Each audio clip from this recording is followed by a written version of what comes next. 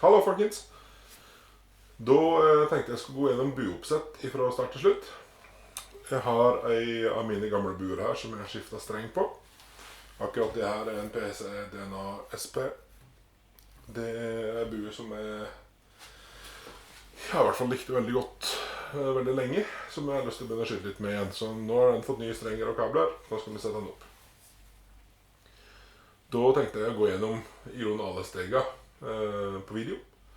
Det er jo sånn at jeg er jo ingen ekspert på dette her sånn, men jeg har jobbet med buer som en del av jobben min. Og jeg har gjort en del garantireparasjoner og sånn for et ledende buemerke her til lands. Så jeg har jo blitt litt kjent med det tekniske bak buene.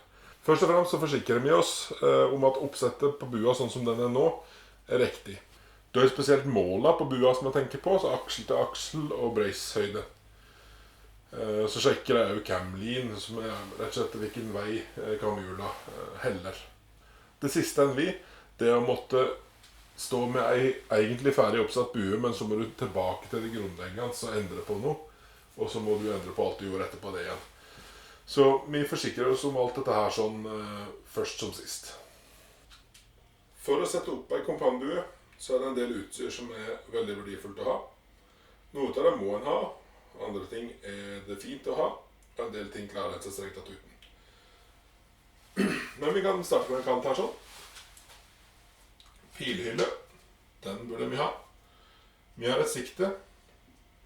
Vi har et pipsikte. Vi har en håndleddsløkke. Vi har en stabilisator.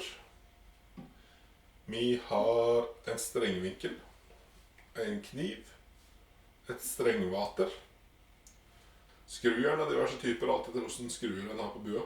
Vi har et målebånd som måler i tommer og centimeter, men spesielt tommer er viktig. En Braco-nøkler har god kvalitet. Vi har en strengsprede. Det finnes jo forskjellige typer, og jeg har et par forskjellige typer, men den er i hvert fall veldig grei. Og så en lighter. Her er jo pilskaft liggende her. Det er det mest essensielle. Da går vi tilbake til bua da. Før vi starter å sette opp denne bua her sånn, så vil jeg gå gjennom måla som er på bua. Det er jo sånn at det er noen essensielle mål som må være på plass. For hvis jeg setter opp bua og så finner ut at det er noe tull med et eller annet helt grunnleggende mål, så må jeg egentlig bare starte på nytt igjen. Så vi tar det like godt først som sist. Aksel til aksellengde, det er avstand fra senter aksling til senter aksling. Som på den bua her sånn, skal være 31 og en kvart tomme, og det er det.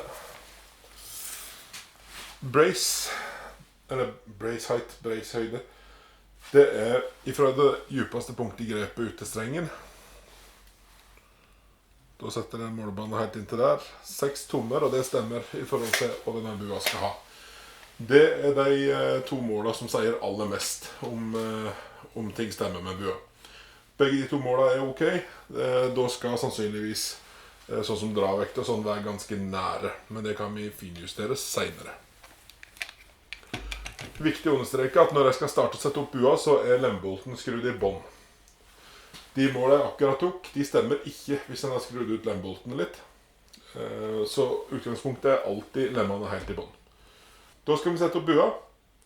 Det mest naturlige startpunktet for et hvert buoppsett, det er pilhylla.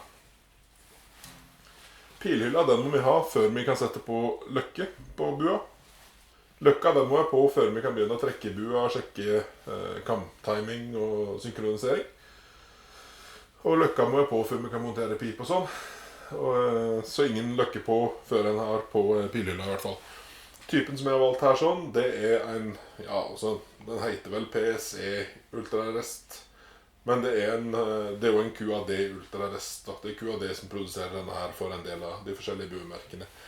QAD Ultrarest HDX er vel dette her en variant da.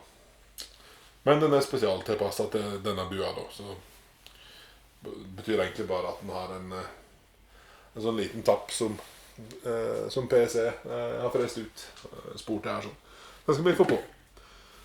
Pilhylla den monteres i et hold i Raiseren som heter Bergerholdet.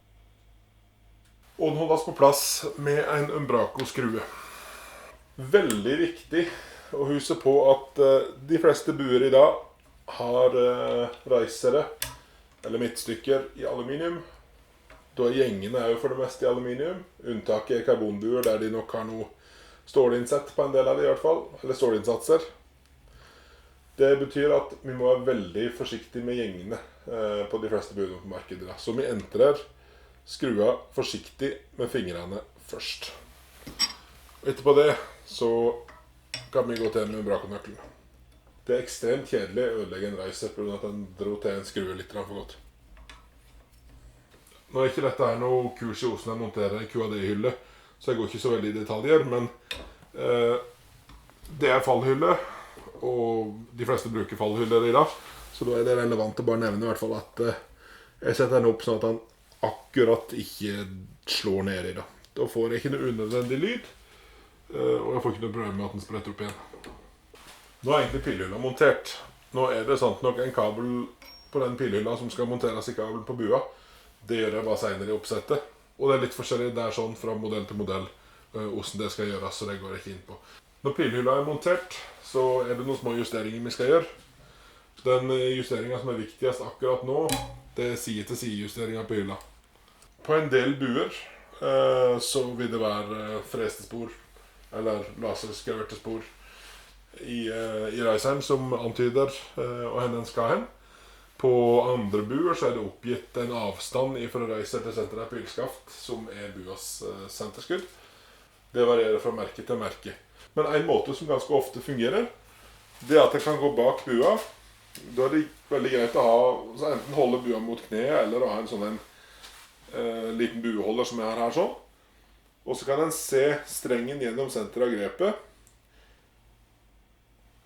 og følge den opp, og følge strengen ned her lengden på pila.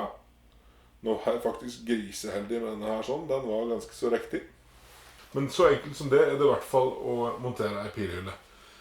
Er det spørsmål direkte hvordan jeg monterer QAD-hyllene, så kan vi ta det. Men da er det bare å stille de spørsmålene.